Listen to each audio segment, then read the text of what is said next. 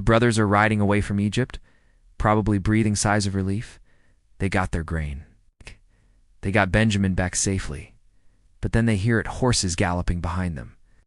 Joseph's steward catches up. "Why have you stolen my master's silver cup?" The brothers are stunned. They immediately protest. "Why does my lord say such things? Even brought back the silver we found before. If any of us has it, he will die, and the rest will become slaves." The steward searches their sacks, starting with the oldest. Reuben, nothing. Simeon, nothing. Each brother breathes easier. Then he gets to Benjamin's sack. He reaches in and pulls out a silver cup. The brothers' world collapses. They tear their clothes in grief. All of them. And here's the critical moment. They all return to the city. They refuse to leave Benjamin behind.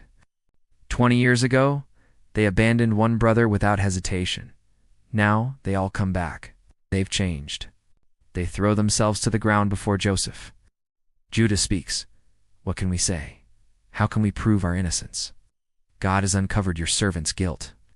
We are now my lord's slaves, all of us." But Joseph refuses. "Only the man who was found to have the cup will become my slave.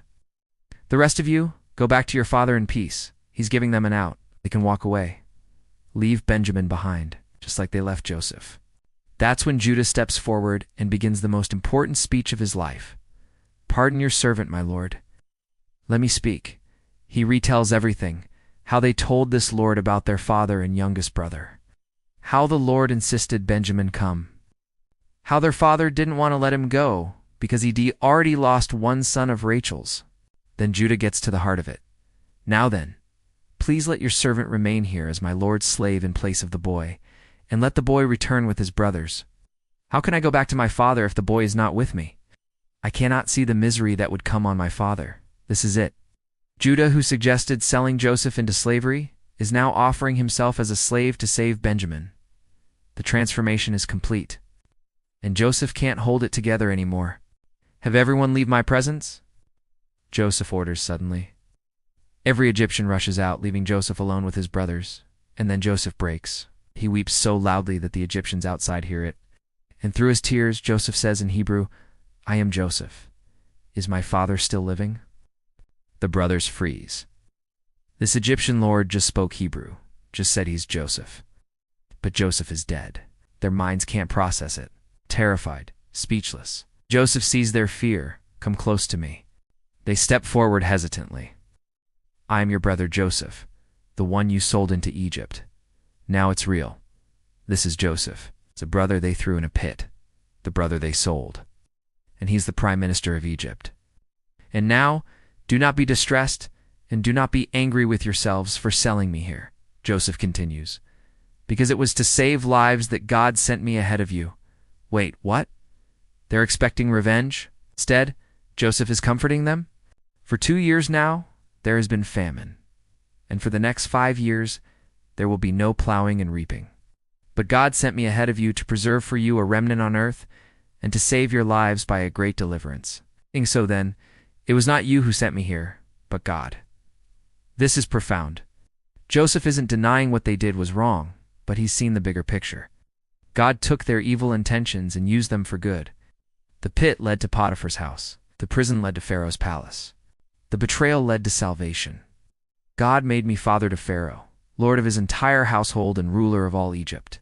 Now hurry back to my father and say to him, 'This is what your son Joseph says. God has made me lord of all Egypt. Come down to me. Don't delay. You shall live in the region of Goshen and be near me, you, your children and grandchildren, your flocks and herds, and all you have. I will provide for you there because 5 years of famine are still to come.' Then Joseph throws his arms around Benjamin and weeps. Benjamin weeps too. Joseph kisses all his brothers and weeps over them. The fear gives way to reunion. The guilt gives way to grace. The family torn apart by jealousy is being restored by forgiveness.